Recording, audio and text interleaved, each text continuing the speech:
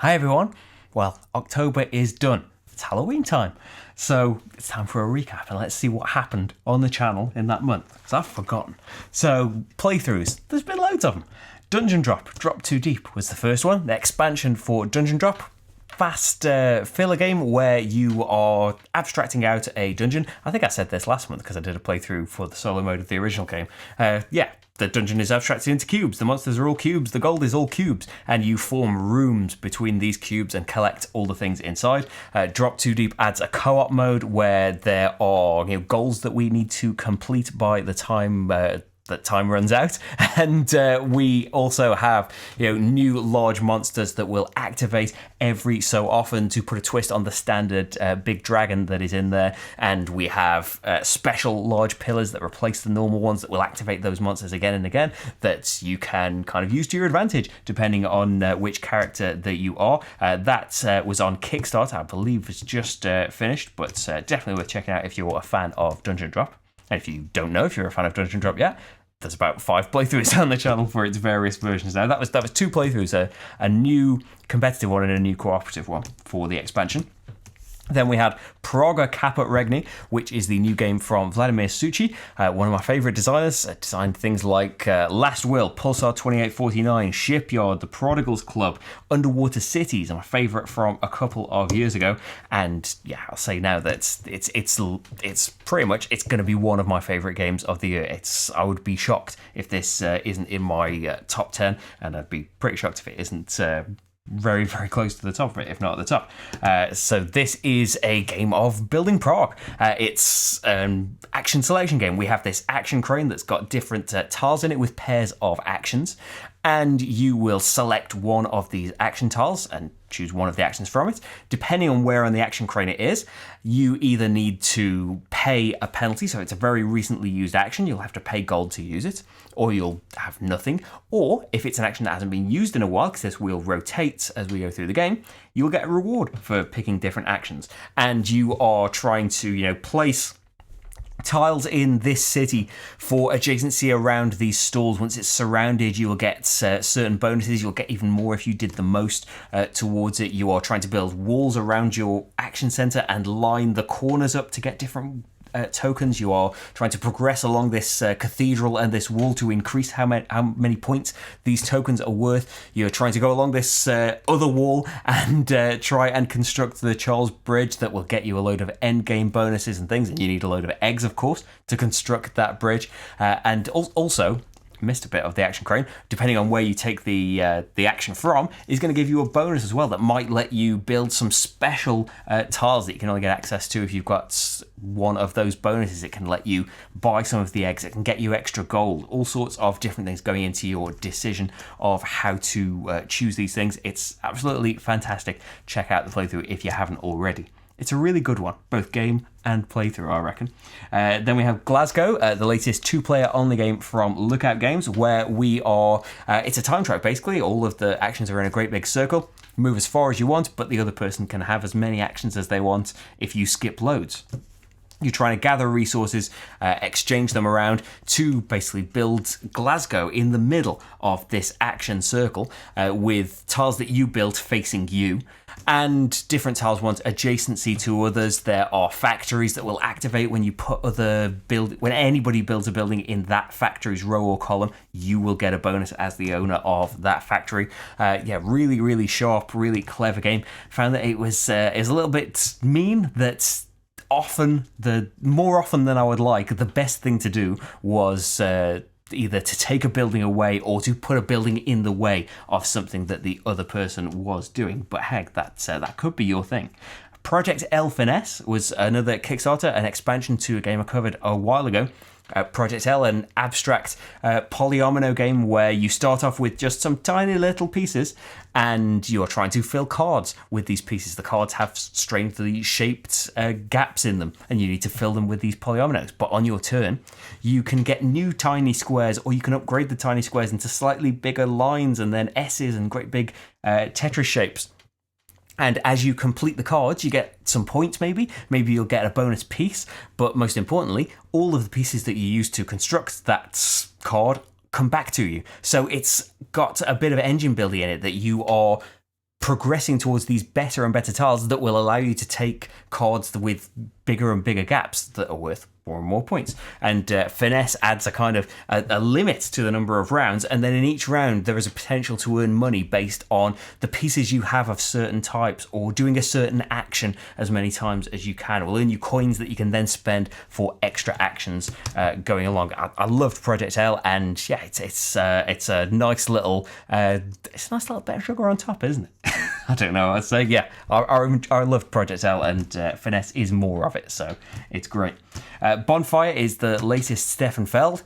We're gnomes coming from underground to the bonfires have been stolen by things, and we need to get them back. Yeah, it's a Stefan Feld game.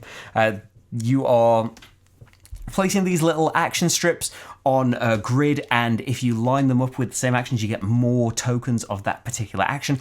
On your turn, generally, you will be spending a number of one type of action things to perform that action. You are sailing around trying to get tasks. You are moving a bonfire so you can get certain portal pieces that you have regimented on your player board. You can recruit gnomes that will give you permanent player powers or points, more likely towards the end of the game. You're trying to fulfill these tasks so you can put novices out onto the board to get big bonuses as well. But mainly just earn a load of points in a load of different ways. I didn't really enjoy this one. I found it didn't really stand out. There are a couple of things that I didn't like about it, but not massive.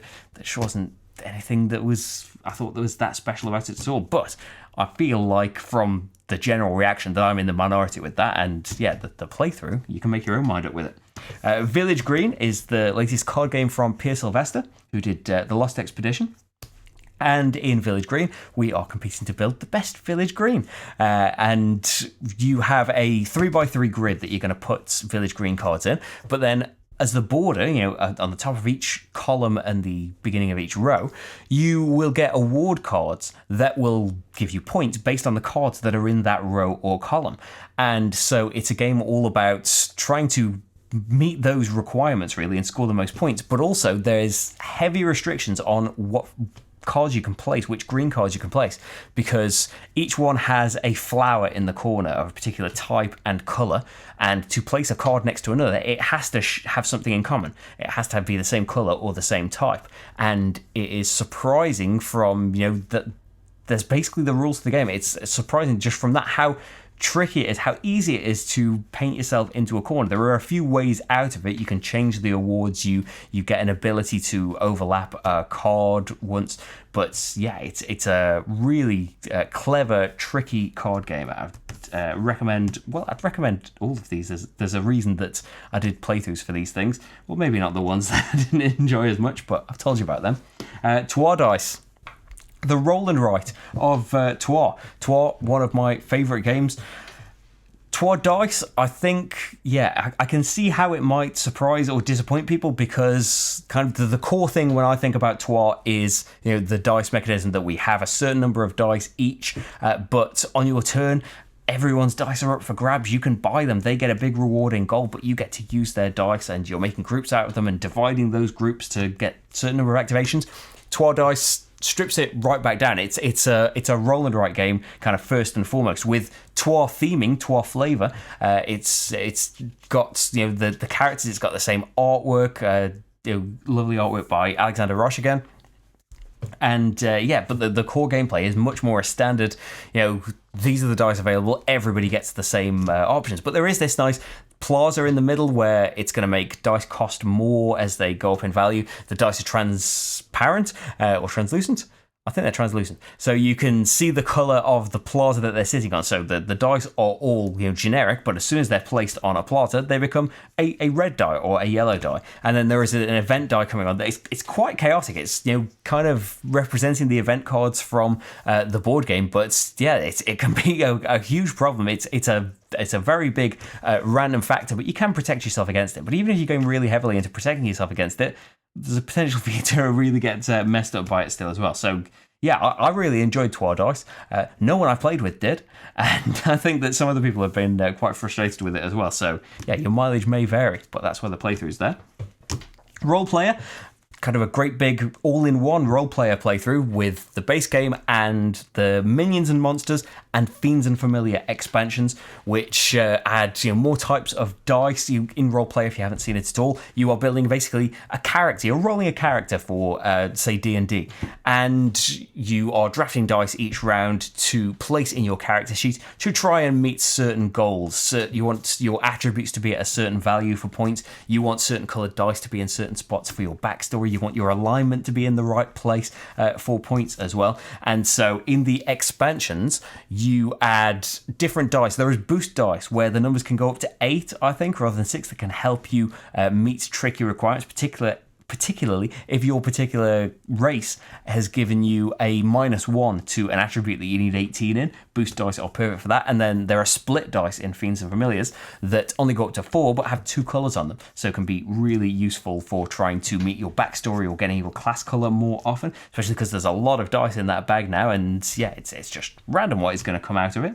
Loads and loads of new items. The Fiends and Familiars, it adds a Fiend on the best die, so you can take the best die, but it's going to give you a negative effect until you manage to banish that Fiend. And Familiars is a little strip that you can put at the top of your character sheet, where it's basically a little familiar friend, where it's going to give you another attribute row. You draft more dice early on in the game to make up for the extra spaces in that row, but also a special ability whenever you place a die in your Familiars row as well. And then Monsters and Minions is the older expansion, but it's fantastic. And the sum of Monsters and Minions in Fiends and Familiars, you can kind of just get that one to start off with. It doesn't include the boost dice, but on the other hand, it's got some Monsters and Minions in it too, and all the components you need.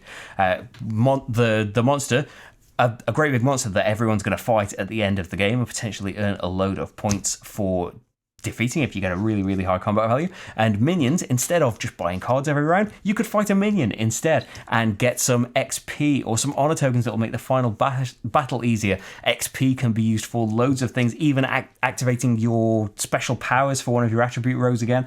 Yes, the expansions just make a great game even better, and you can see it all in one in that playthrough. Back to the Future Dice Through Time is a cooperative game, a kind of lighter cooperative game. It's dice based as well, so luck is going to be a factor in it. It's very thematic. You can tell a load of love has gone into the game from people who really loved the Back to the Future trilogy, and who doesn't, eh? I don't want to hear about it if you're not, because that's crazy talk. There are different timelines where items have gone missing. Biff has strewn items around the timeline, and we need to flip back and forth to try and put them back in their rightful place. Obviously, Biff is getting in the way. There are events coming out every round that are going to accumulate and make it harder and harder for us to get rid of them, but also move our outer time marker more and more spaces, so they need to be dealt with. And if you clear a location of them, you get an event that you get an item that you need to take back to its rightful place and time. Once we've done all of the items, we win, unless we have let the outer time marker move to game over, in which case it's game over. There is a cool time travel thing involved, of course. Well, we're time traveling throughout all of the things, but there is a cooperative time traveling thing where you can ripple dice, you can leave dice behind in locations, and then other players at that location, either in the present or in the future to that timeline, can use those dice on their turn while they're in that location. The one thing, there can be randomness, but there is mitigation of that where you can use any pair as something you like. But also, I think the rippling will be so much better with more players, just more opportunity, more likelihood that somebody's going to be there, more likelihood that someone is going to find that useful, especially if you leave something behind. There's 3 other people that could potentially use that. And in the 2-player game, the way that the first player rotates at the end of every round, you're probably going to have the second player is going to have 2 turns in a row, so they can't really ripple dice unless they want to leave them out for a whole turn. But in general, I really, really enjoyed Dice Through Time, Back to the Future. And then finally, just gone up today for playthroughs, Welcome to. We did again the Halloween map. There is a load of special themed pads for Welcome to, and this one is Halloween and Winter Wonderland. It basically adds new sheets themed for that for that theme, but also some new plan cards that are specific to it, and some new twists on the gameplay. The Winter Wonderland is to do with Christmas lights. Maybe we'll do another one at Christmas for that. But yeah, the Halloween one, there's spaces with ghosts and candies, and there's a kind of Augustus style. That's how I always think of that mechanism where, like, once I get 3 ghosts, I can choose to get this bonus. But if I wait until I've got 6, I could get an even better bonus. But if someone gets 6 before me and chooses that, then I can't have it anymore and I've missed out. There's that with either bonuses for ghosts and points for candies as well. And Rage is in that one, so you could enjoy that. And finally, some quick overviews for inserts. I did some new eRaptor insert videos for their wooden inserts. You can check them out for Black Angel, Eon's End, and Roleplayer. And that was October. November's coming. It's got even more exciting things. There'll be a coming up video very soon. There's things that are just off screen. Winter Kingdom's coming. Rococo's coming. It's going to be a great month. But October was a great month as well. Hope you join me for that. See you later, everyone. Thank you for watching in October. Keep watching in November. Bye.